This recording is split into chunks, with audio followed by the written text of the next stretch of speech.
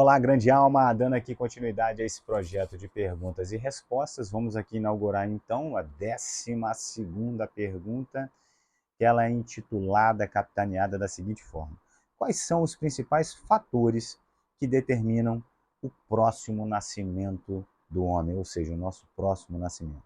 E aí a gente identifica aqui nos estudos há 3 fatores principais. Há uma lei matriz maior, que é chamada lei da evolução.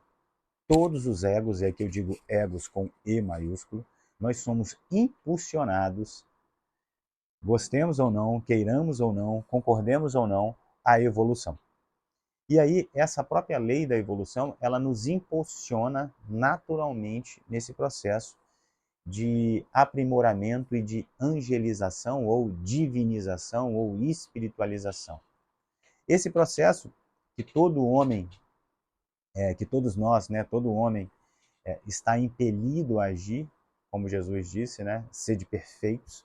Nós estamos impelidos a nos tornar perfeitos, a um com o Pai, é o principal propósito da, da, da existência e do nosso grande projeto e da grande mente de Deus, é justamente a lei da evolução, até que nós possamos ter a experiência da unidade, a experiência da síntese, a experiência do da gota com o oceano. Então esse é o primeiro fator que impele e determina o próximo nascimento. O segundo fator aí decorre daquilo que a gente já vem falando. O segundo fator decorre da lei da causa e efeito, da lei do karma. Por que, que o segundo fator?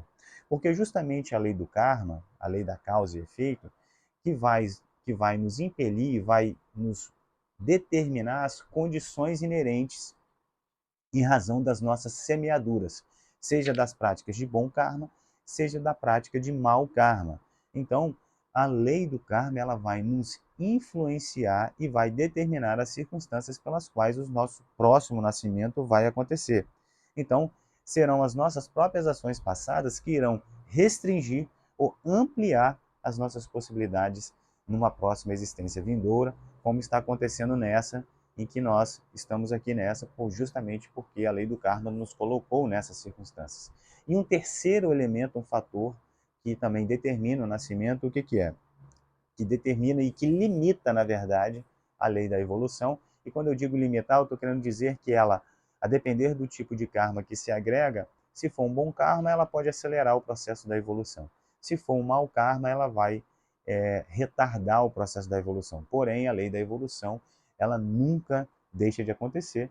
É por isso que no Espiritismo, por exemplo, se diz lá que em algumas oportunidades, e até nas escolas esotéricas, na escola teosófica, por exemplo, nós temos situações em que algumas almas são compelidas compulsoriamente, né? No Espiritismo diz que são almas, que são espíritos que são compulsoriamente obrigados a reencarnar. Eles são arrebatados pela força da lei da evolução e eles são, porque na verdade o karma criado nessa dimensão precisa ser pago nessa dimensão, então invariavelmente eles são compelidos compulsoriamente a reencarnar.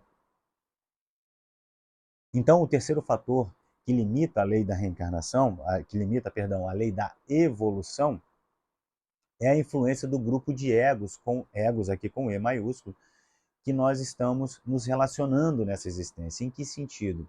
Se você cria fortes apegos, seja, estou dizendo fortes apegos, fortes laços de afeto ou de ódio em vidas anteriores, naturalmente esses laços vão determinar a sua próxima reencarnação e a sua relação com tais egos vai ser determinante para que você possa também estar num ambiente favorável. Então, por isso que se diz que o laço de afeto, ele não se rompe com a existência da morte, assim como o laço de ódio não se rompe com a existência da morte.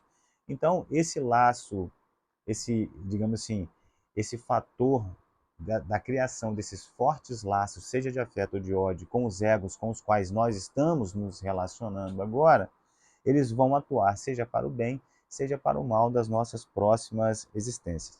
Porque a evolução é para o homem uma vontade de Deus. Então, desse Deus, não esse Deus antropomorfizado, mas esse Deus, o todo, o absoluto. Então, a lei da evolução ela vai nos servir da forma que melhor nos convier, de acordo com as nossas colheitas.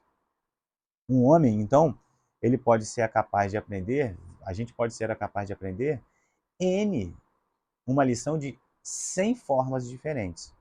Porém, a partir do momento em analisando a nossa colheita e melhor dizendo, a nossa semeadura e, portanto, vir colher, pode ser que seja nos limitado 50 possibilidades de melhor nos desenvolvermos, justamente pelo nosso mau karma criado. E ainda assim, dentre essas 50 situações que nós possamos, soluções para que nós possamos nos desenvolver, vai ter ali uma em que melhor nos atenderá. Filosoficamente, a gente pode dizer que nós nascemos nas melhores das circunstâncias. É como se dissesse o seguinte: nós não temos aquilo que nós merecemos. Talvez você não seja, talvez você se avalie e perceba que você não se sinta merecedora das circunstâncias e das adversidades que você tem.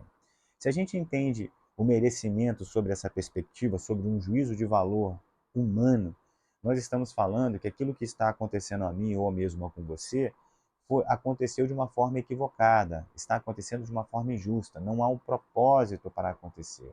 Por isso que eu costumo dizer que nós não temos, sob uma perspectiva humana, nós não temos, digamos assim, aquilo que nós merecemos, mas temos tudo aquilo que nos é necessário para que nós possamos evoluir e superar as nossas adversidades. Então é isso, grande alma. Finalizando aqui a 12ª pergunta, agora nós vamos para a próxima pergunta. Um grande abraço e tchau, tchau.